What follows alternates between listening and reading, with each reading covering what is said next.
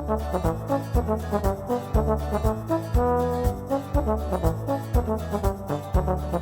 November 30th, it was announced via press release that the popular 1980s adventure book series Way of the Tiger will be coming to the blockchain as a digital trading card game called Arena of Death. The book series is complex and brings potential to the digital trading card game space, as long as it can differentiate itself from similar games such as Hearthstone and the fellow blockchain-based TCG, Gods Unchained. Here to tell me more about the upcoming game is Jamie Thomson, author of the Way of the Tiger book series. Thanks for joining me, Jamie. Hello, Zachy. Hey. First Nice things to be first, here. Thank you. for those of us not familiar with the world of Orb and its deep and detailed lore, what is Way of the Tiger and how are you bringing it to the gaming space? Well, originally, way back when in the 80s, when we were doing all of these choose your own interactive adventures, they were like computer games without computers. We wanted to do something that had a full individual story arc, so it was much more like a Dungeons and Dragons campaign. So it wasn't just a one-off book. And the idea back then was how cool ninjas were back in the 80s. I mean, nowadays ninjas are everywhere, probably hiding in your offices, Zachy, waiting for you. But yes, but they were completely new then. So we basically combined the idea of ninjas and Middle-earth, essentially. So it's ninjas versus orcs. And that basic idea took off. We had a clever little system, but also because it was all based in the role-playing game world, we'd been playing for years. We had all these highly developed characters and storylines that we were able to put into the books that made it feel much more real than most game books. You felt like you were entering into a living, breathing world, kind of like the modern Skyrim or The Witcher 3, but in only text and book form in those days, because computers literally had 640K of memory and things like that. And then they did very well all over the world, and there's a kind of resurgence nowadays amongst the retro sort of fan base, and they're all like older guys now, mostly guys, but nowadays it's almost 50-50. Things have changed in that gender balance way. And they have got their kids of their own, and now they have jobs. And so we can do all these things like relaunching various series we've done through Kickstarters and other backings to republish various titles that we've done way back when, and also to do computer game versions.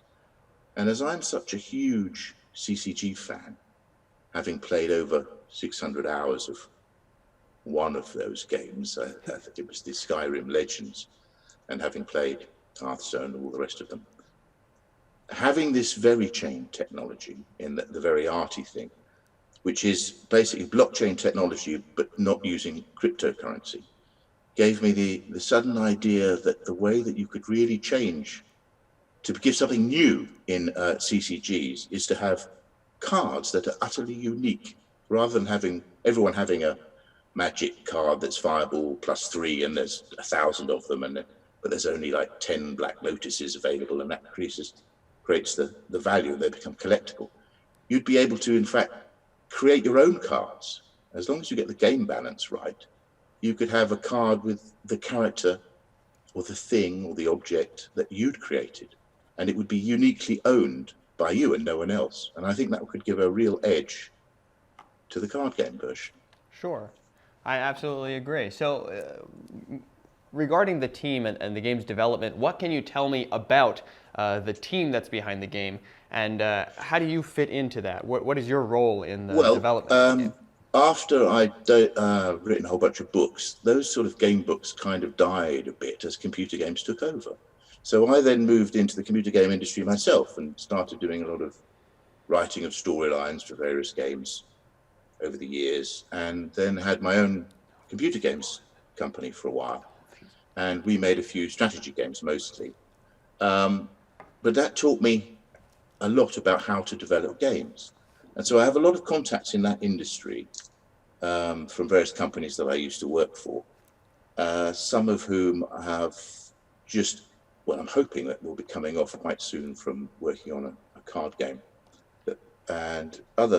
So in the early days of putting the team together, we need a lot of artists, because there's a lot of art involved in this kind of game. On the other hand, there's much less coding. There's quite a lot of tools out there that allow you to create online card games fairly easily. So it's going to be an easier process, but the amount of art involved is counterbalanced by the fact there's a lot less animation required. So we're hoping that we can put something together pretty quickly. And really the time that will be taken in the development is largely about the play testing. You've got to get the balance right. Like games like Skyrim Legends are very well balanced.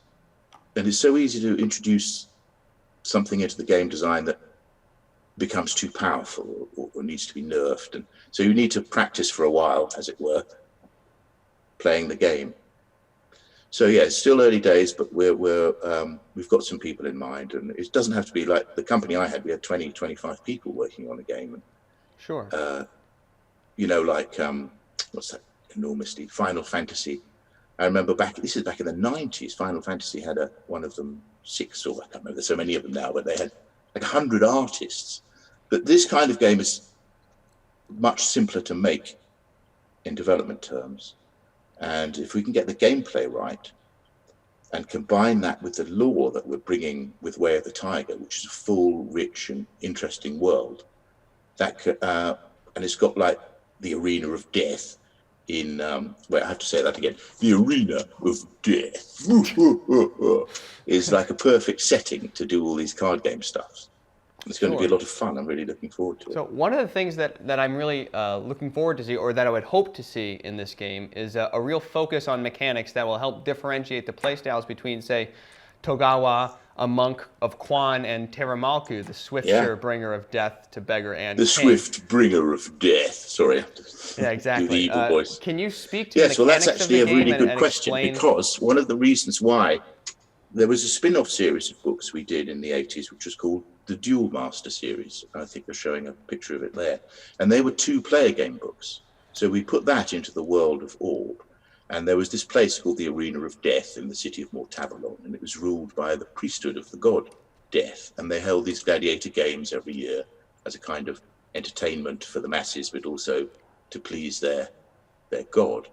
And we did it as a kind of gladiator battle. But what we're going to do with the card game is have hero-driven card decks. So I would have a character class, as it were, from the world of Orb. So I could have a gladiator deck. I could have a magician deck. I can have a necromancer deck.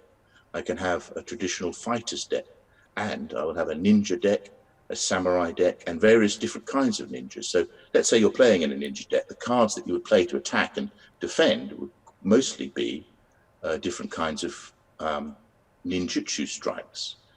But then again, all of your attacks would be modified by the kind of ninja you are, because there are Way of the Scorpion ninjas, there are Way of followers of Quan, and then we would do that, and that's just the martial arts side of it. We would also do that with different kinds of wizards. So you'll get a kind of interesting game where I might cast a lightning bolt, but I'm a ninja, so I dodge the lightning bolt playing a defensive dodge card.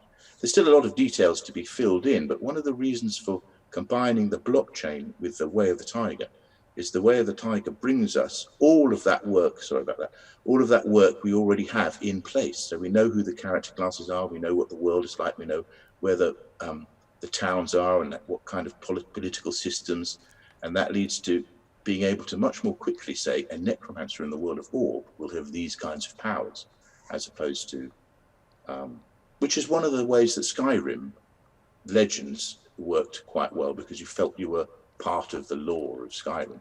But primarily for us, it's not so much that Way of the Tiger was so successful everyone would want to play it. It's got its fan base, it's quite culty, but mostly it provides us with an enormous amount of work already done. Sure. So one of the things that you keep bringing up is the idea of balance and maintaining that balance. So what is the way to make sure that there's an appropriate but fair power gap between, for example, Force Lady Gwyneth and Nulak, the Supreme Queen, whose touch is poison? Cool. Yeah.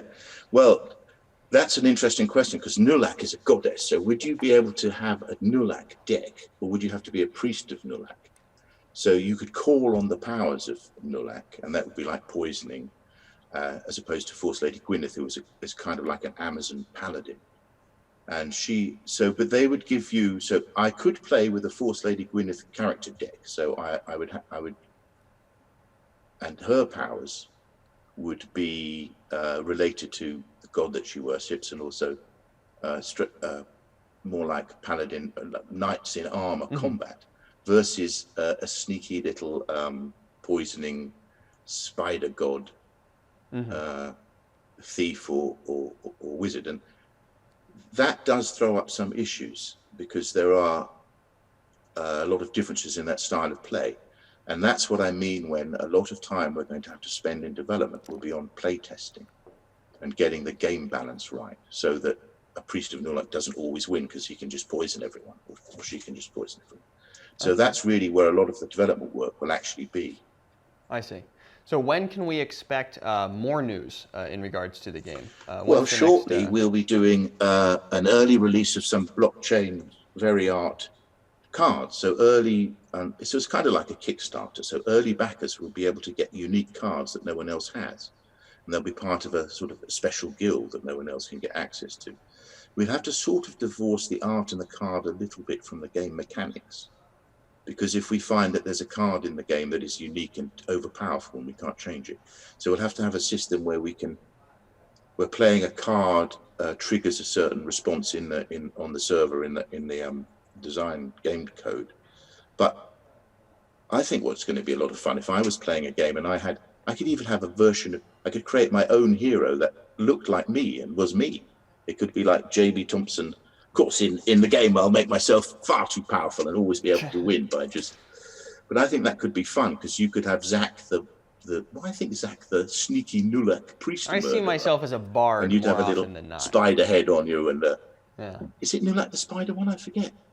It's been quite a while. There was the blood of Nil. Nil was also I think Nulak is the spider goddess. Yeah. Well, Jamie, so I have one main question. First of all, it seems like you know your stuff. You've been playing these games. It's good to see a developer or a man on the development team who really understands what he's working with, and not just contributing a little bit of lore willy-nilly. So it's very great to see that you know your stuff.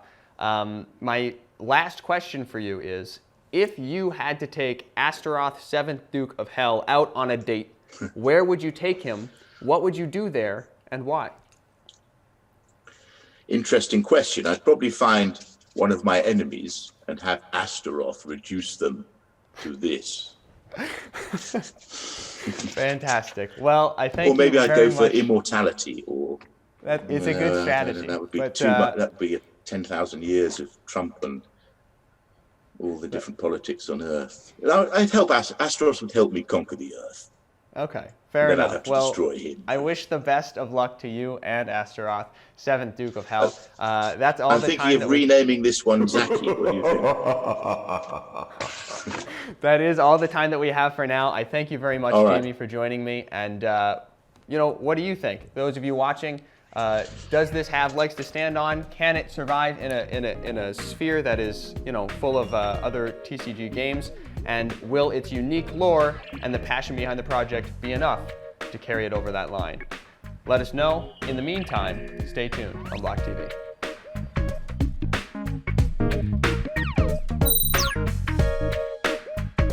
For more news and updates, follow us on Twitter.